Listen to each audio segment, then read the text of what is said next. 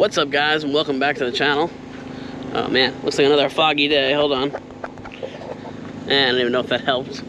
So I don't know if you guys can tell, but it did end up raining today.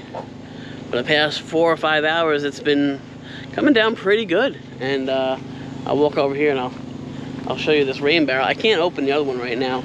So these white little open tabs that you have to open on these blue barrels, once they're wet, they get very difficult to turn. So I have to either get a plier or wait till it dries. But this one's filling up pretty good. It's about halfway. It was probably only maybe an inch or two up off the ground of the barrel. And like I said, now we're at about halfway, so got a good amount of water for that, plus all of our flowers and the plants. You know, everything that we just recently planted is getting a really good soaking now, which I'm really happy about. Come check this out. These are our kiss melons that I was telling you guys about. Look at them growing. I mean, they're really growing, especially this one. This one really popped out. I don't know how long I'm supposed to wait with these cups, but I have those big plastic jugs over there. I think those are 1 gallon and maybe 1 2-gallon. So I'm probably gonna transplant them into that, I think. I don't know. I mean, they're gonna get really long. They grow on like a vine. I'll put a picture up above. So they definitely need a decent sized root ball. My issue too is I don't have like a blocked off garden net or anything yet. And these dogs love to come over to where I freshly planted. Let me wipe this again. And they like to dig the roots out. So I'm gonna have to figure out how to, you know, cover that, because they already went over to my lime plant and my lime tree and my banana bush and tried to cover that out, dig it out rather. So I don't know. Gotta get a plan. Maybe I'll put some barbed wire over there. Teach them a lesson. Just kidding. Just kidding. Anyway, ordered some stuff on Amazon and Walmart the other day. This is the first thing. This is Berriman's, and this is B12 Chem Tool.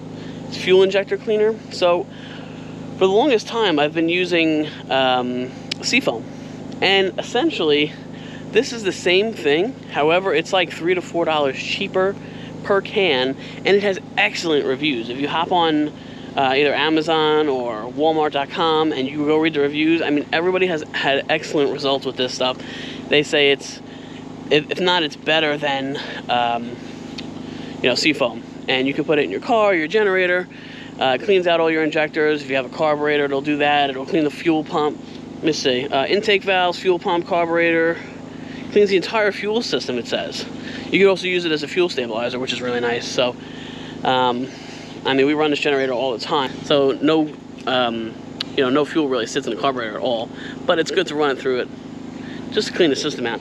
Same thing with the car. I'm gonna pour an entire can in the car. That car has a small fuel tank, like 9 or 10 gallons. So this whole can should treat it pretty good. Also, I'm gonna put it in the generator and one in the not the whole can, but some in the lawnmower, because that's gonna be sitting for a little bit. Although I might just run that dry. I'm not sure how much fuel that has left in it from me clearing this whole area. But now that it rained, I'm sure a lot of plants are gonna sprout back up, because that's what they like to do here in Florida. They like to pop right back up as soon as it rains. So I'm sure I'll hit it again probably right before we leave here, when we head up to Jersey. That way it's as short as it can be, and when I come back I won't have to chop down a forest, hopefully. On some good news, I did go ahead and set an appointment for a person to come out and do the well. So our well, the guy said we can pretty much put it wherever we want. So I'm probably gonna have him put it in this area right here. But he's gonna come out in a couple days, and they are going to, you know, walk the place with me and make sure it's somewhere they can get the truck in. Now the RV I'm gonna move. I don't know. When they come, the RV is gonna be in an RV park. It has to be out of the way. That way they can get that big massive truck up this road and, you know, up our driveway. That way they'll have direct access right to our well area, and they can dig that out. All they need is they need the permit fee, which is I think like 150 bucks, and they need a survey. That way they make sure that we don't go over any boundary lines, which I have. We surveyed this whole property before we put anything on it, and fenced it and everything, so I know I'm good. So that's good. Pricey, almost 10 grand. However, you know, we'll have free unlimited water for the rest of our lives here. Now, it's a good thing and a bad thing, but unfortunately they are booked out till the end of September. However, it's kind of good because it gives me more time to put the money away for it, because like I said, it is pretty expensive. So at least I'm going to get on the list. They'll apply for the permit.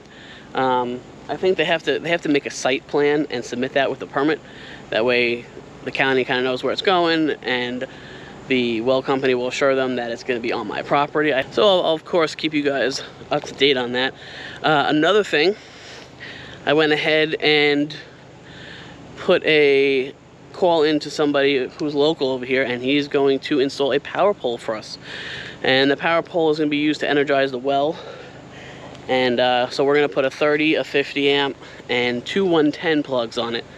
And he's going to wire that up. I got to apply for the electric permit for that. And then submit the fees to the electric company, and then they come out, run the wiring, and energize it. And then we'll be good to go on that. Otherwise, I'd have to buy a whole nother generator to power the well, because the well runs on 50 amp. It's a 4-prong 50 amp plug, and our generator only has a 3-prong 30 amp plug, so it wouldn't work. So we're gonna have to get that situated, but we are moving things along. You know, I wanted to be off grid. Like if I was in Maine or somewhere where it's really cool out, I wouldn't have to stress it so much. You know, I could deal with the weather, but come June, July, August, it's so hot here, guys. And the dogs and me, and Sam, but especially me and the dogs, we just we do not do too well in the heat. So it'll be nice knowing that we can go out, because right now every time I go out I have to leave the generator running and pray that nothing happens. I mean, I haven't had any issues with it, knock on wood, but you know, if I go out like an hour away, I gotta pray that nothing happens, and that the generator stays running, and how much gas that I put in it. But at least if I get the power pole, it's plugged in, it'll be good to go. And I could also get cameras to make sure that the temperature stays right in the RV, you know, so it'll just be nice. We're gonna install cameras all around the property to make sure everything's cool. I'm actually gonna do that now. We're gonna get solar cameras. They're charged by the sun. They have a little solar panel on them, and then they are wireless, so they go through a cell phone tower, and then you can check them on your phone via a live feed. And it'll also give you like motion detection alerts and stuff like that, and it has night mode, so it's pretty cool. So the other day we were burning our garbage here. You know, we burned whatever's cardboard and any leaves and trees and, you know, stuff that we're trimming up over here. So instead of having to bag it and throw it in the garbage and it sits in a landfill, I figure we'll just burn it. Plus it saves us a trip in the car throwing the garbage out. And I was like, hey, what if this, you know, fire ever, I don't know, shot an amber out and it landed somewhere and we got a, you know, a little mini fire going somewhere else or something if I had to put it out. Now, we have one fire extinguisher. I usually keep it in the RV. However, I did go ahead and order another one. I actually ordered a Kidda fire extinguisher 2-pack on Amazon, and that came today. I'll put a picture up above of it. I can't remember how much it was. I think it was 50 bucks for both. I'm going to keep one in the car, and I'm also going to keep one in the RV. That way, if there's ever an emergency, quickly grab it from whatever's closer and take care of business. Also, if we're ever out on the road and somebody needs assistance, I'm more than happy to lend a hand, and as long as I have the tools to do the job and not get hurt. So that'll be another great, you know, thing to have on the property. I think that's super important. I think fire extinguishers and redundancy is super important. So like if the fire extinguisher ran out and we still had an issue, I could always hook up our hose and the water pump to the rain barrel right now, and we'd have 55 gallons of fresh water that I could, or even use the gray water from the RV tank for that matter. So that's 3 redundancies, and put a fire out. Now when we get the well, I'll have unlimited water. That well is going to pump out, I think, 20 gallons a minute. So, and it's going to go pretty deep. It's going to go either 200, somewhere between 200 and 220 feet, the guy said, is the general digging depth for my area. So, you know, we'll have unlimited water for that just in case as well. And that's going to be so nice, guys, to not have to fill up the blue jugs all the time and come back. And, you know, I don't want to put too much weight in this little tiny car. So right now I'm only doing 6 jugs. That's 30 gallons times 8, whatever that is off the top of my head. It's 240 pounds. And then usually when we do that, I fill up the 3 gas cans. So that's another 24 pounds times 3. No, what is that? I don't know, but whatever it is. it's quite a bit of weight. So it's just gonna be nice to have the water on site. It's really gonna be a big game changer. All right, I had to come inside because now that it rained, the mosquitoes are really out, and they were just attacking my feet. But I just wanted to show you guys quickly the fire extinguisher we bought. So this is a kit of 2-pack. It's an ABC fire extinguisher, so it's good for quite a few different kinds of fires. So it says it fights these fires: oil, gasoline, flammable liquids, electrical, wood, paper, cloth. So it's pretty much an all-around use fire extinguisher. If you work with a certain flammable that you know, on your homestead or your house, your job, they do make certain fire extinguishers that are specifically geared towards certain kinds of fires.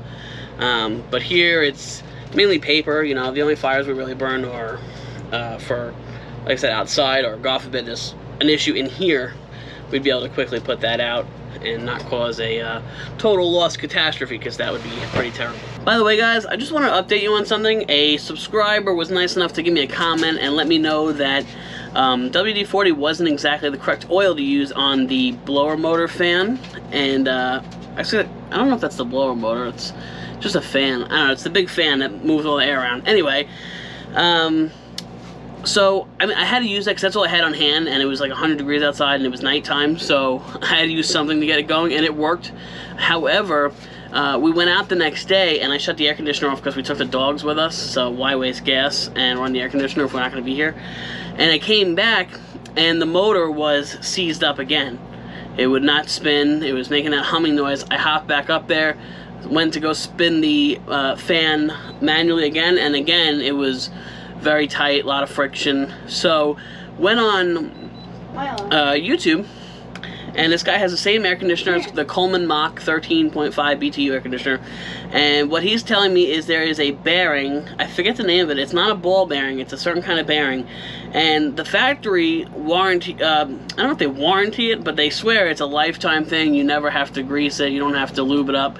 However, he confirmed, and he's out in Arizona where it's really hot and dry, so he confirmed that it does not last. He said he usually gets, if he doesn't grease it up, he'll get about a year out of it before it starts squealing and burns out and stuff.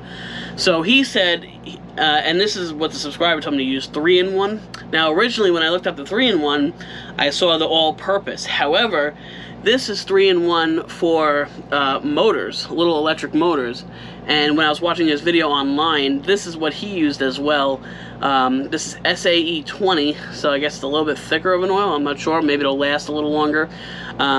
He took the whole motor apart and greased that bearing and everything. I don't know if I'm that comfortable to do that.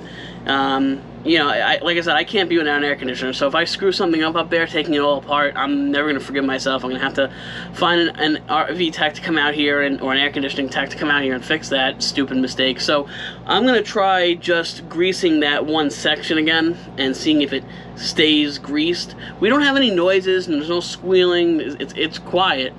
It's just, it gets bound up and a lot of friction, so I'm hoping this will help that quite a bit. But this is on Amazon. I'm not sponsoring it or affiliate or anything, but I'll put the link down below in case you guys have that. And even if your AC doesn't have that issue, you still may want to hop up there, blow everything out, and re-grease this to prevent future you know, issues or bind-ups, because when it's hot, you need that air conditioner, and that is not a good time for it to break down. So just a PSA, guys. All right, so we're back outside because, oh man, here goes this screen again, fogging up. Which one do you want to put it in? Hold on, let me tell them what we're doing. So the other day we were driving down the road, and this lady had a big giant mango tree with a sign in front of it that said, free mangoes, take what you want. So we took 2, and they were delicious, and I decided I want to plant my own mango tree here on the property. So if you eat a mango, you eat it all the way down to the husk. Now you might think that center part is the seed. That's actually just a protective layer of the seed. The seed is actually inside that, so you have to cut that out. And what you'll be left with is this. This is the actual seed for a mango tree. Now we're gonna go ahead and plant it in a pot and grow our own organic mangoes. So we're gonna go get some soil and put it in there and plant it. Unfortunately, for what I'm reading online, growing it from a seed, it takes, they say 5 to 7 years before it'll fruit. I figure I got it for free, let it grow and do its thing. They say if you want them to grow to fruit faster, that you can always take, I forget what they called it, I'll put it up above, but basically taking like a stick off of the mango tree itself and planting that in the ground, and then it'll fruit in, I think they said about 18 months or so. So just in case you're in a rush to get your fruit, but I figure this is free, we can plant it, and it'll just be another really nice tree on the property and eventually provide fruit for us. All right, so we just threw our seed in there. Basically, online, what I read is you put it on its side, press it down a little bit, and then lightly throw some soil over it. You also want to get a pot that has good drainage, so this has pre-cut out holes on the sides and bottom. And then you're going to water it. They want, I think they said 6 to 8 hours of good sunlight a day, so it's pretty open over here. And I got this over here, and I could always move it. That's what's nice about starting it in a pot. So Sam's going to get the watering can, we're going to water it, and we're going to have ourselves the start of a mango tree. Whenever you plant something new, make sure you always give it a good amount of water. And a nice thing about having a water jug, look how full that thing is. It's about halfway full, guys. That's awesome. It's all free water. And remember, that's just for the plants. We're not showering or drinking that. Yeah. Although you could if you filtered it. Alright guys, I got one more update for you before I close this vlog out. A couple videos ago I was talking about the E-Pass Extra. So unfortunately they discontinued this one. They do not sell this anymore. However, they did come out with a new one called the Uni. And it's basically an exact replacement, just a different name and a smaller profile, as you can see, which is quite nice. But if you guys travel up and down the East Coast or Ohio, Pennsylvania, yeah, I think that's pretty. It covers 19 different states. It covers Florida, Georgia, South Carolina, North Carolina, all the way up the East Coast. So it's one pass, so you don't have to go out and buy the Sun Pass, E-Pass, Peach Pass. There's a whole bunch of passes. This is just one thing, and you'll be good to go traveling. So if you guys are new here, we do have off-grid property. However, we do travel quite a bit in our RV. And a lot of it is up and down the East Coast, so this comes in handy, you know, as far as paying tolls. We don't have to keep stopping on the bridge and at different toll booths and stuff. So just wanted to give you guys a quick look at that. You guys can order this on Amazon. It originally said like 2.5 weeks for delivery. However, it came like a week later, so it was pretty fast shipping. Anyway, oh, one more thing I got for you guys. Let's see. Let me turn the lights on here. It's kind of dark. Let's see. It's kind of a mess in here right now. Okay. Just mounted up our new fire extinguishers. This is the existing mount for our RV's old fire extinguisher. It was from 2008. I didn't want to risk it. So this one is good to go. I'm probably going to switch it around the other way. That way I can keep an eye on the gauge. But I did check it. It's brand new. Check the certification. The pin is good. Clip is all good. So that's there just in case we need it. Nice and easy to get to. Just pop the door open, grab it, and go. And then I got another one. I'm going to mount that one in the car somewhere. That way if anybody ever needs it, or if we need it, I have it. So anyway, you guys have a good night, and I'll see you guys in the next video. Bye, guys.